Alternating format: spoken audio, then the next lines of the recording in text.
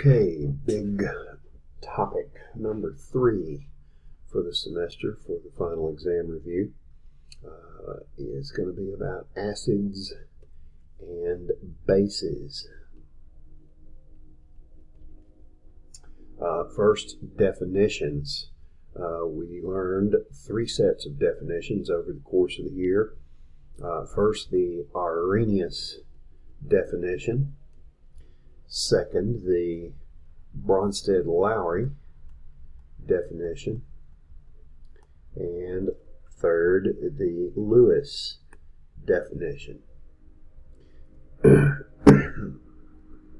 So acids, according to Arrhenius, are substances that dissolve in water and produce hydrogen ions when they dissolve. Hydrogen ions, H+. Bases, on the other hand, dissolve in water and produce hydroxide. Okay, I'm not going to write all of that. When they dissolve in water, they produce hydroxide ions. All right. Now, Bronsted-Lowry theory came along and really, in my mind, pretty much reworded Arrhenius. You think about what a hydrogen ion is. It's a hydrogen atom that has lost its only electron, leaving it as nothing more than a proton. So, according to Bronsted-Lowry theory, an acid is a proton donor, and a base is a proton acceptor. Proton acceptor, something that can take in a proton, a hydrogen ion. Gilbert Lewis thought of everything in terms of bonding and electrons. So he referred to acids as electron pair acceptors. Think about a hydrogen ion, it would gladly accept a pair of electrons that would not only replace the one that it lost, but it would give it another one to fill up its first shell with 2 electrons. And bases are electron pair donors. Now, I see a lot of folks get these backwards on test day, so don't be that person. Let's see what else we can say here that's important. Something out of my way here. Something else. Let's see. Let's consider a couple of equations here. Shift colors for this. Acids can be generalized as a hydrogen and an anion, HA, that's our acid, and that will interact with water to form, usually reversibly, H3O+, which I hope you remember is called hydronium, and an anion that came out of the acid.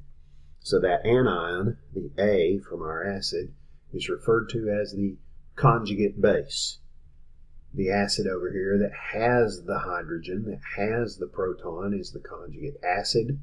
When we remove that proton, what's left is the anion, or the conjugate base.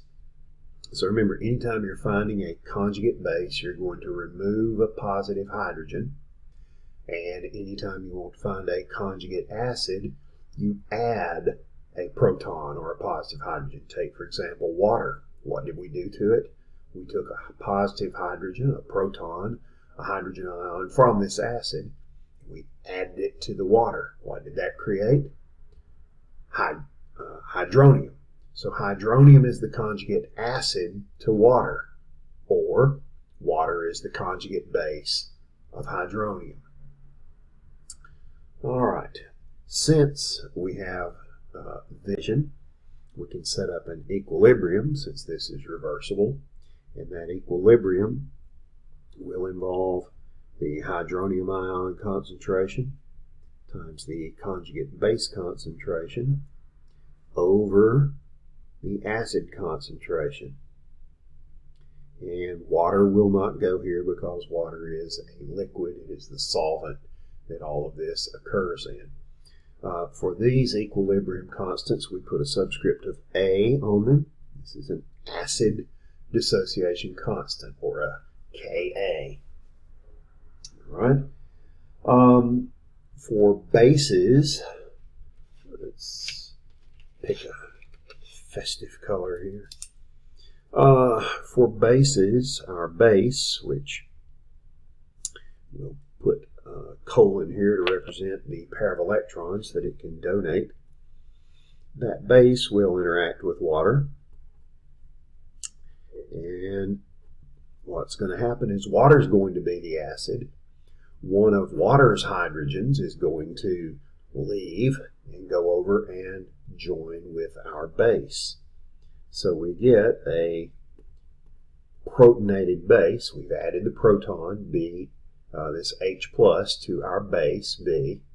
So this is the base, and over here with the H added to it, this is the conjugate acid.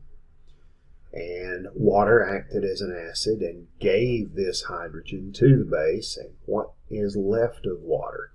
Well, when you pull a positive hydrogen out of neutral water, you're left with something we call hydroxide, OH negative. If we do an equilibrium for this, we'll call it a Kb, a base dissociation constant. And that's going to equal the protonated base times the hydroxide ion concentration over our base concentration. And again, we'll leave water out because it's liquid and just the solvent. Also, consider this: every time you create one of these by pulling the hydrogen of this out of water, what does that turn this water into? By pulling one of its hydrogens away, it leaves it as hydroxide. Every time I make one of these, I make one of these. Every time I make X of these, I will automatically make X of these. And the concentration of these will go down by X. So the concentration down here will be the original concentration minus X. Okay? Let's remind ourselves now of this. If we just have pure water, H2O, in the liquid state, it can interact with another liquid water molecule to reversibly produce hydronium, which is an ion dissolved in water. Okay? We're going to take one of these hydrogens, we're going to move it over to this water. That'll turn this water into hydronium. But what's left of this water when you pull one of its hydrogens out? Hydroxide is what is left. So every time I make a hydronium, I automatically make a hydroxide. Now this process is called auto or self ionization of water.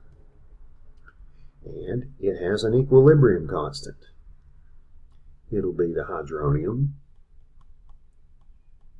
times the hydroxide. And those two are going to be equal, by the way, over, what goes in the denominator? The reactants. But if they are liquids, we leave them out. So there is no denominator. The denominator is equal to 1, but we just don't have to fool with that. We call this equilibrium constant Kw, the ionization constant for water.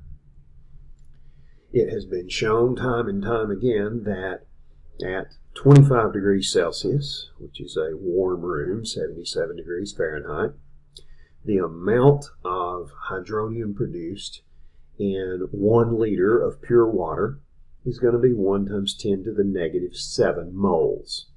And since that's in 1 liter, that's the molarity, 1 times 10 to the minus 7 molar. And since we make a hydroxide every time we make a hydronium, hydroxide ion concentration will also be 1 times 10 to the minus 7 molar, meaning that this equilibrium constant will be 1 times 10 to the negative 14. That needs to be committed to memory. That's an important Number 14 is an important number in acid-base chemistry.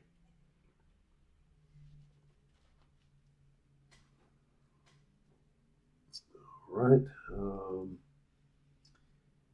Let's see.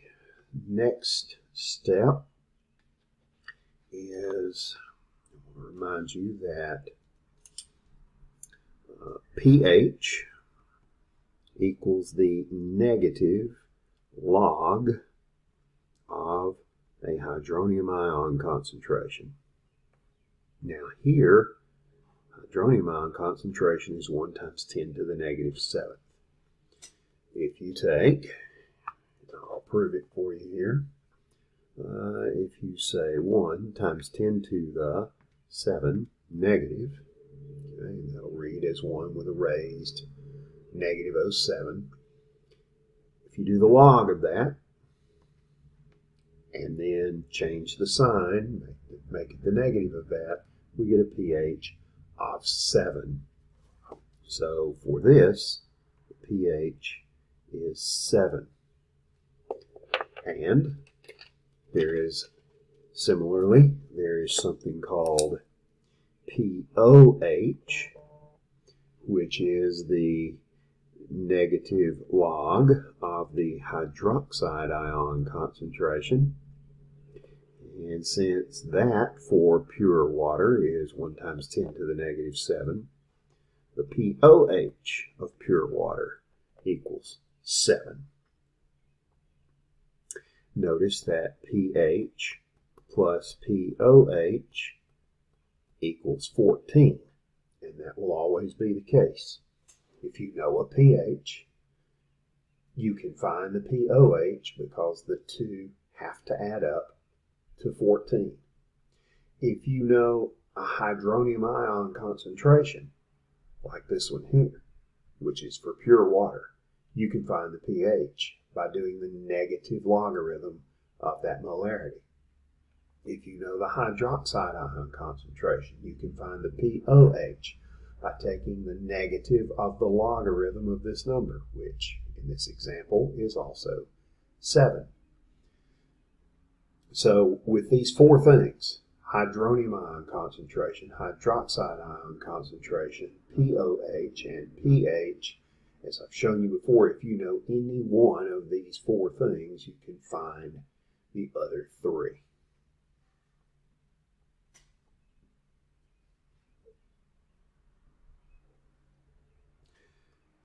All right.